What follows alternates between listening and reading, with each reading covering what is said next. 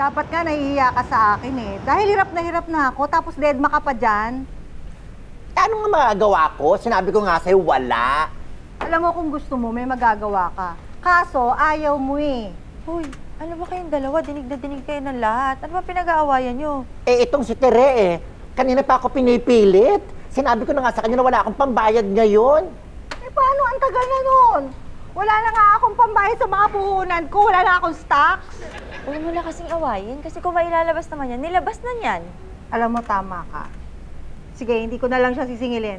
Ikaw na lang. Di ba may utang ka pa sa akin? Baka naman pwedeng bayaran mo na ako.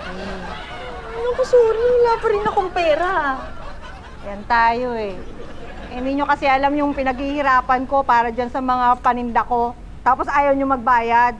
Hoy, rinig ko kayo doon sa labas.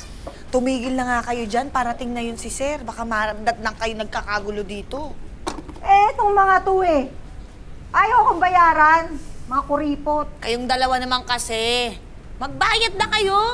Kailangan ng tao ng pera eh. Salamat, Janisa. Nga pala, singilin na kita dun sa utang mo. Kung pwede lang.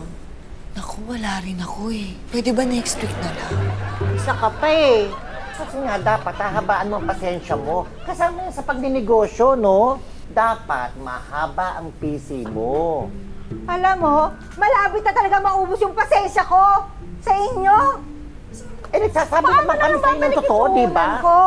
Hindi ka naman tinatbuhan. Magbabayad naman kami. Hindi naman namin Promise, sinabi. Hoy, Stoy! Ano naman nangyari dito? Eh, sir, itong mga to eh, ayaw pa rin magbayad ng utang sa akin eh. Ay, grabe naman kayo kay Tere. Mahiya naman kayo.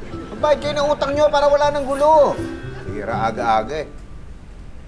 Eh, sir, Oh, di ba pinakyaw niyo po yung kakanin ko kahapon? oh, bakit? Hindi pa ko kasi bayad. Baka pwedeng bayaran niyo na para walang gulo. Kara, pakibigay nga ito kay Tere. Pakisabi, may mga ginawa akong notes dyan.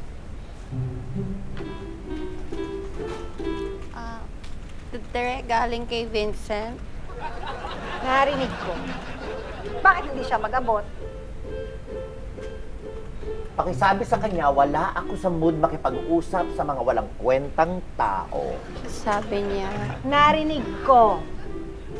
Pakisabi nga sa kanya na sana matuto siya magbayad ng utang. At saka, bakit hindi na lang niya ako diretsuhin? Pinadadaan pa sa'yo. sabi niya, Narinig ko. Sabihin mo sa kanya, matuto siyang maghintay. Narinig ko. wait! Miss Mara? Narinig ko. Hoy kayo, Narinig namin.